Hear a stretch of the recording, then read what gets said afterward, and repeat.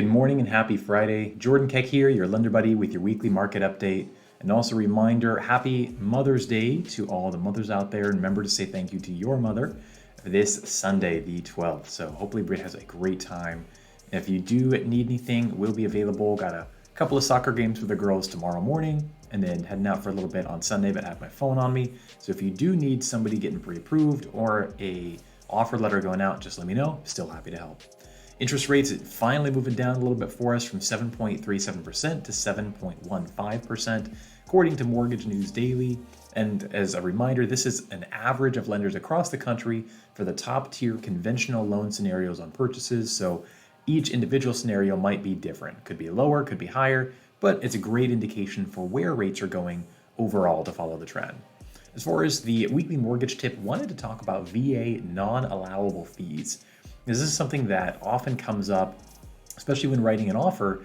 You have that checkbox which says seller will or will not pay the VA non-allowable fees. And the tricky part is that doesn't really give you an exact dollar amount, and is also a question of, well, if you're asking for seller credit, let's say $10,000, and it says the VA non-allowables will be paid by the seller, does that mean it's $10,000 plus the VA non-allowables, or does the $10,000 go towards it? Unfortunately, there's no clear, agreed upon universal answer, and I've heard it interpreted differently even within the same company before. So my recommendation, at least just a practical step, is to always mark that the seller will not pay them.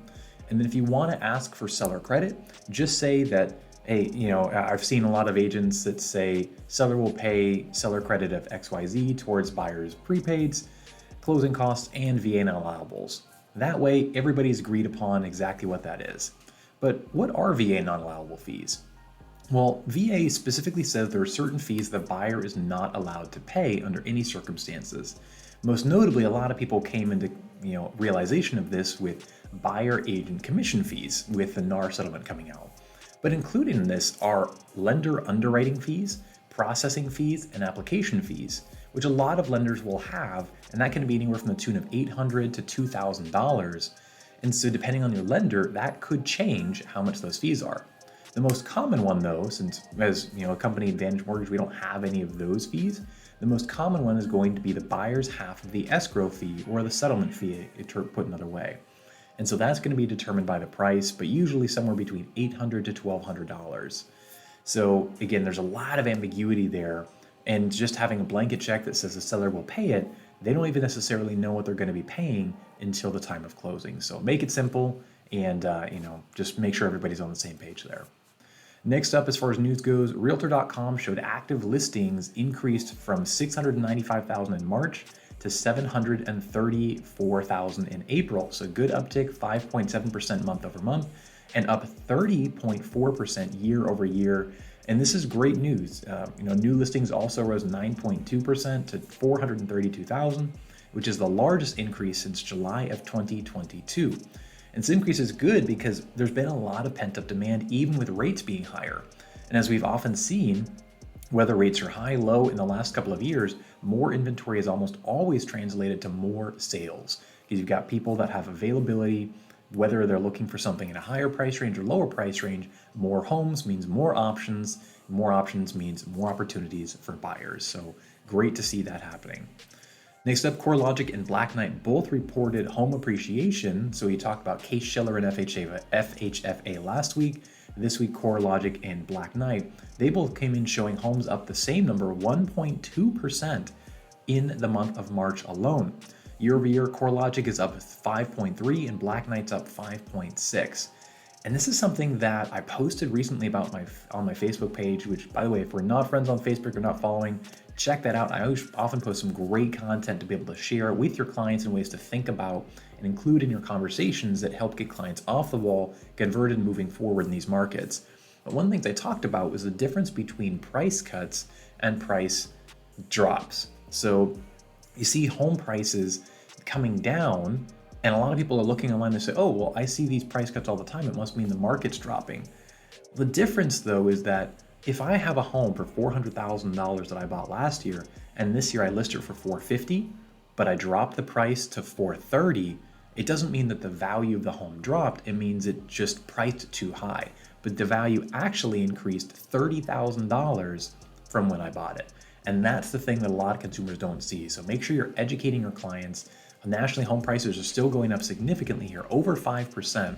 So that same $400,000 home last year, going up 5% in value, it's $20,000 it's gone up. So if it's listed again at 450 and it drops to 420, it doesn't mean the value dropped 30,000. It means it increased 20,000 since last year. So again, educate your clients on this, help get them off the fence, and don't want to be behind the eight ball with values still going up like that.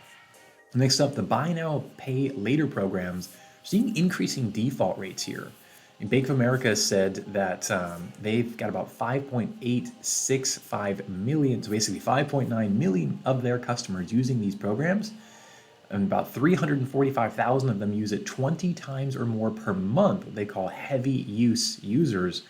And a Bloomberg study showed 43% of those who owe money on buy now, pay later programs are behind on their payments. 43%.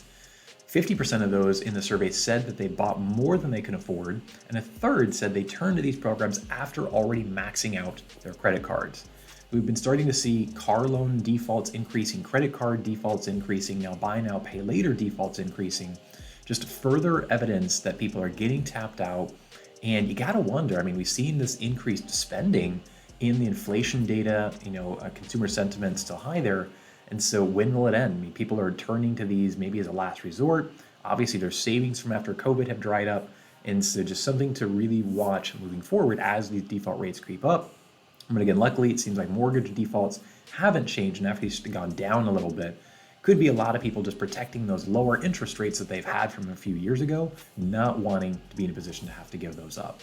And lastly, initial jobless claims rose for the first time in a while, 22,000 to 231,000, a breakout after we've had nearly 9-10 weeks or so of virtually identical numbers. Continuing claims also rose by 17,000 to 1.785 million. So not huge number changes, but it is interesting to at least see some kind of a change after being basically identical week over week for a significant period of time now. So again, hopefully you have a fantastic weekend. If there's anything you need, let me know, and we'll see you next week. Take care.